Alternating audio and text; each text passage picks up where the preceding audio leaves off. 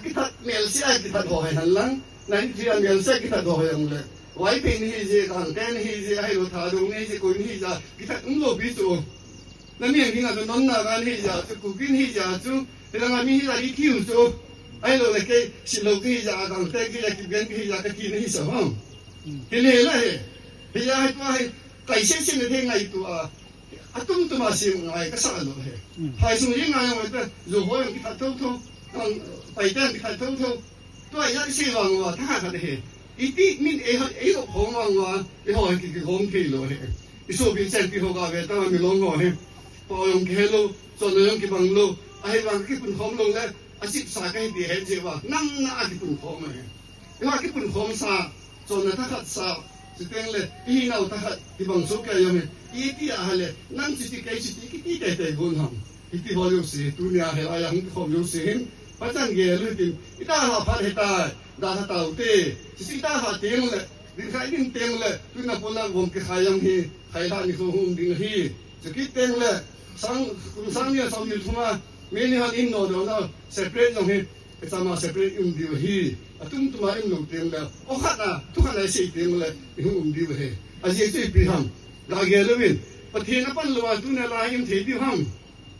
mi long ten tha si min dei ko no ma sai do la ge le winประเทศนับปั้นลัวตุนอะไรยังเถียดิห้องมีลองเต้นถาดซิมินเด็กคนว่าใส่ตัวเด็กคนจู่อาศัยหมอกลูกพิสูจน์มันจะทิ้งเช็ดนั่นเองจู่ประเทศน้องลูกประเทศมีเตะฮีไอ้เช็ดกิมุจู่ก็นุกจู่อีส่วนเช็ดเจ้าว่าไอ้เราลุงไอ้น่ะอิมลูกเจ้าว่าไอ้เช็ดกิมุจู่ก็นุกจู่ไอ้ว่าไอ้ส่วนนี้จู่น้องลูกอ่ะจู่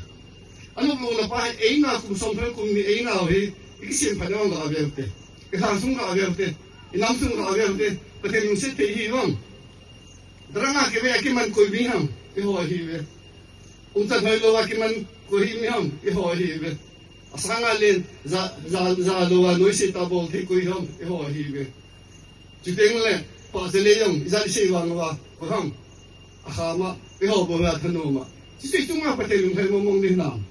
ila kum sam thong kum ni hi pathe ni e ve no hi in hu do te te ko no hin ai bà nghe thú đồ thì xem thì mà lại lùng gì mà cứ nên nghe xem đồ ấy mà ta thu bài tài cùng sáng giờ xong nhiều chúng anh phải tán thì sao giống như bật thiên này cái thi tài biểu cho đây lùng sốที่เราอะไรอีที่นี้จะมีเช่ไอ้เราจะคงเช่ที่เดียวภายตัวเราจะสักกี่เซนสุดถ้าใจที่อยู่สุดละมาใจที่อยู่สุดละไอ้ยังว่างกับประเทศนี้ไอ้สุดมองดูสุดนุ่มเลยอันนุ่มเลยจะกี่ตั้งแต่หุ่นตัวเราไอ้เช่สุดแค่สุดไอ้เช่เงินประเทศนี้หุ่นเลย